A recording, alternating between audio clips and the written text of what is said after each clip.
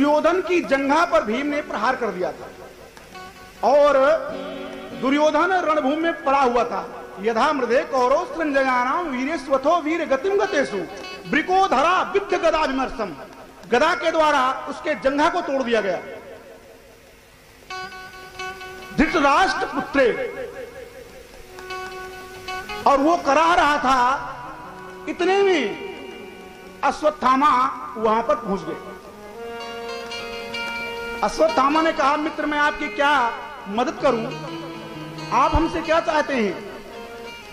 उन्होंने कहा, मित्र हमें किसी बात का कष्ट नहीं है, हम 100 भाई थे, आज हम अंतिम हैं, हमारा भी जीवन समाप्त होने वाला है, लेकिन वो पांडव सिर्फ 5 थे, हम सबके सब मारे गए, लेकिन वो 5 आज भी जीवित हैं। यदि उन 5 पांडवों में से मुझे किसी एक का भी सिर मिल जाए तो मेरी आत्मा को शांति मिल जाए।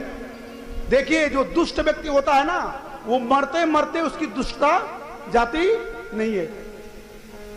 मरने वाला है, जाने वाला है, फिर भी। तो अश्वत्थामा ने कहा, ठीक है मित्र, आप चिंता मत करो। और अश्वत्थामा रात को काक उलूक विधि, काक उलूक विधि का मतलब है कि जो उल्लू होता है उसको दिन में दिखाई नहीं पड़ता और कौवे को रात में दिखाई नहीं पड़ता। तो उसने सोते हुए कुंती के पुत्रों को, क्योंकि वो खुशी की रात थी, भगवान श्री कृष्ण समस्त पांडवों को लेके अन्यत्र चले गए थे और द्रौपदी मां के 5 पुत्र सरसैया पर विराजमान हो गए थे पांडवों की। ये रात्रि को पहुंचा और इसने द्रौपदी के 5 पुत्रों का सर काट दिया और सर काट के इलाके दुर्योधन को इसने दे दिया।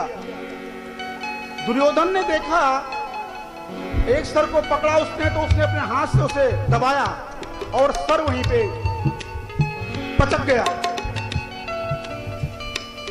दुर्योधन समझ गया कि इतना कमजोर सर तो पांडवों का हो नहीं सकता, जो गदा से नहीं फटा वो मेरे हाथ से कैसे फट रहा है। और दुर्योधन को इतना कष्ट हुआ, उसने कहा, अश्वत्थामा थे तो मेरे पांडव चचेरे भाई हैं, लेकिन तूने मेरे कुल में अब हमें जल देने वाला भी तूने आज नहीं छोड़ा। मेरा तो कुल वंश ही नष्ट हो गया, क्योंकि तूने मेरे पांडवों के वंश को भी समाप्त कर दिया।